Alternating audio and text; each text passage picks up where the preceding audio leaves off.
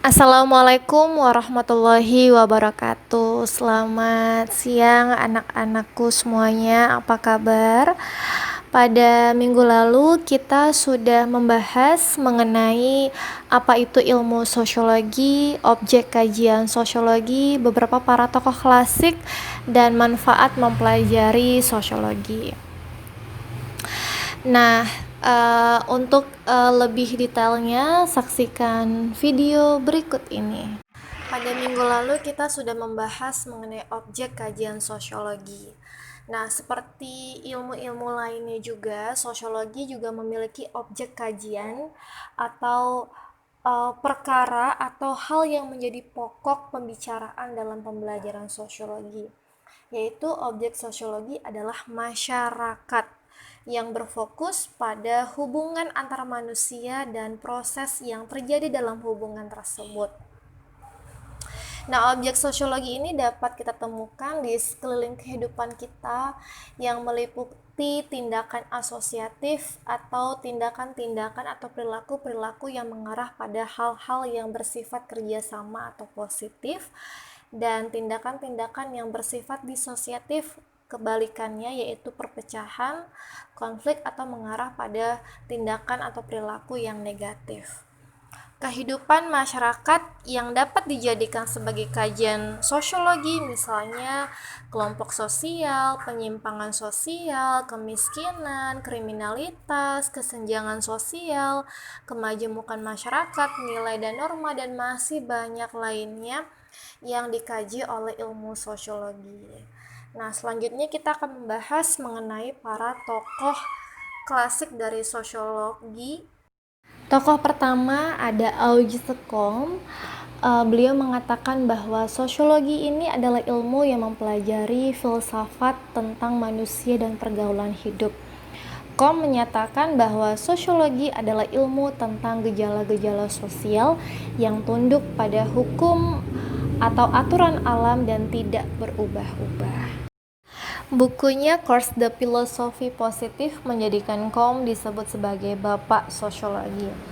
Dia memperkenalkan hukum 3 tahap.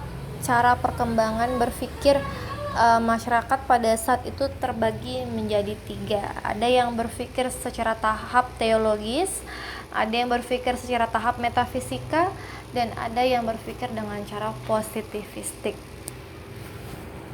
Pertama, tahap teologis. Tahap teologis menurut Comte di sini adalah tahap di mana masyarakat masih berpikir sederhana. Orang mencari keterangan tentang sebab-sebab suatu hal pada kekuatan alam yang dianggap memiliki jiwa. Artinya, menurut Comte bahwa masyarakat ketika melihat suatu fenomena atau masalah sosial atau gejala-gejala sosial maupun alam, selalu mengkaitkannya dengan hal-hal yang bersifat dewa-dewa, roh, kekuatan alam, dan lain sebagainya. Contohnya, masyarakat yang percaya pada ketika terjadi gempa bumi, masyarakat berpikir bahwa gempa bumi ini terjadi disebabkan oleh kemarahan dewa atau kemurkaan dewa. Atau ketika hujan turun, masyarakat berpikir bahwa hujan ini adalah air mata Dewi Fortuna yang sedang bersedih dan menangis. Oleh sebab itu, kita perlu memberikan persembahan atau sesajen agar dewa tidak lagi marah, agar dewa tidak lagi bersedih. Contoh lain misalnya kepercayaan terhadap benda-benda keramat atau tempat-tempat yang dianggap keramat seperti pohon, sungai, pegunungan, dan lain sebagainya. Contoh lain misalnya ketika ada orang meninggal kemudian turun hujan di siang hari, masyarakat berpikir bahwa hujan itu adalah pertanda hujan orang meninggal dan lain sebagainya ya. Hal ini masih banyak kita temui di kalangan masyarakat kita yang masih percaya akan animisme, dinamisme, tetonisme, dan lain sebagainya. Yang kedua, tahap metafisik atau metafisika. Tahap ini masyarakat sudah mulai berpikir secara logis, namun masih abstrak. Contohnya misalnya tadi ketika terjadi gempa bumi, masyarakat tidak lagi berpikir secara bahwa gempa bumi itu diakibatkan oleh dewa yang sedang marah. Tapi masyarakat sudah berpikir secara logika, tapi belum bisa dikatakan ilmiah. Contoh, gempa bumi ini terjadi diakibatkan karena wajar saja bumi kita memang sudah tua. Kemudian tahap positifistik, tahap di mana masyarakat sudah berpikir secara ilmiah, kritis serta logis dan dapat dibuktikan kebenarannya. Pada masyarakat tahap positifistik ini, perkembangan ilmu dan pengetahuan sudah mulai maju dan berkembang. Contoh misalnya terjadi gempa bumi, masyarakat tidak lagi berpikir diakibatkan oleh dewa-dewa atau bumi yang sudah tua, tapi berpikir bahwa gempa bumi ini terjadi karena adanya pergeseran lempeng bumi atau terjadinya gunung meletus dan lain sebagainya, dan dapat dibuktikan secara ilmiah melalui penelitian. Selanjutnya kita masuk definisi sosiologi menurut Emil Durkheim. Kata Durkheim, pokok bahasan sosiologi adalah fakta-fakta sosial. Nah, apa sih itu fakta sosial? Yaitu pola-pola atau sistem yang memengaruhi cara manusia bertindak, berpikir, dan merasa. Fakta sosial tersebut berada di luar individu dan memiliki kekuatan yang memaksa atau mengendalikan si individu tersebut. Contohnya misalnya di sekolah, seorang murid diwajibkan untuk datang tepat waktu, menggunakan seragam, wajib menggunakan sepatu berwarna hitam, wajib mengumpulkan handphone, dan bersikap hormat kepada guru.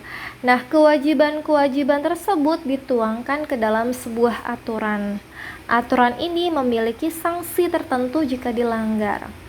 Nah, dari sini tampak adanya sistem yang bersifat memaksa dan mengendalikan si individu tersebut. Nah, itu yang dimaksud dengan fakta sosial menurut Emil Durkheim. Selanjutnya kita masuk pada ciri-ciri ilmu sosiologi. Yang pertama, ciri ilmu sosiologi bersifat empiris. Artinya, sosiologi melakukan kajian tentang masyarakat berdasarkan hasil observasi atau pengamatan dan menggunakan logika dan akal sehat sehingga hasilnya tidak spekulatif atau tidak terduga-duga.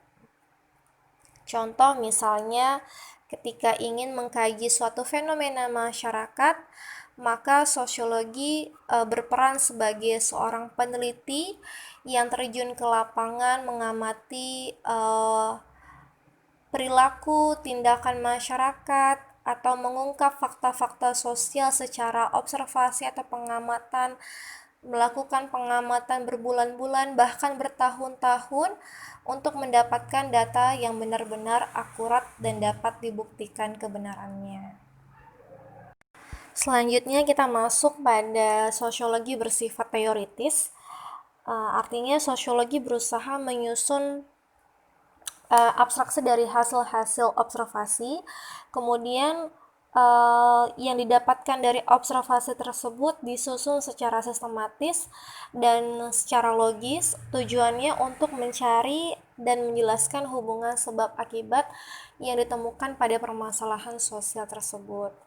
Kemudian yang ketiga, sosiologi bersifat kumulatif atau kumuler, yang artinya berkembang atau memperhalus atau menyempurnakan, bahwa sosiologi dibentuk dari teori-teori sosiologi yang sudah ada sebelumnya, kemudian diperbaiki, diperhalus, diperluas, disempurnakan menjadi teori-teori yang baru.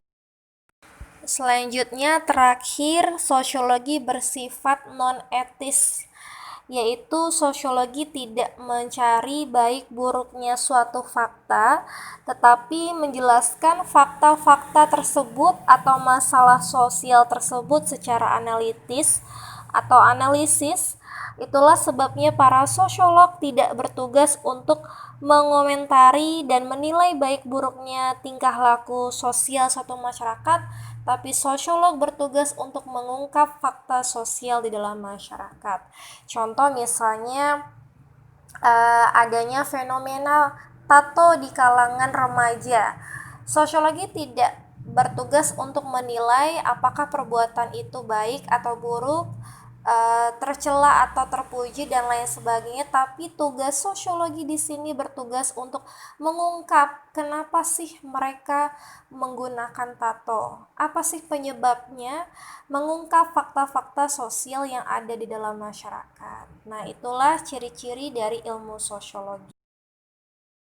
Nah, sampai di sini materi pembelajaran sosiologi hari ini. Semoga kalian mengerti dengan pembelajaran yang sudah disampaikan. Semoga kalian tetap semangat. Apabila ada yang kalian kurang mengerti, kalian boleh tanyakan kepada Bu Fauzia secara langsung melalui WhatsApp.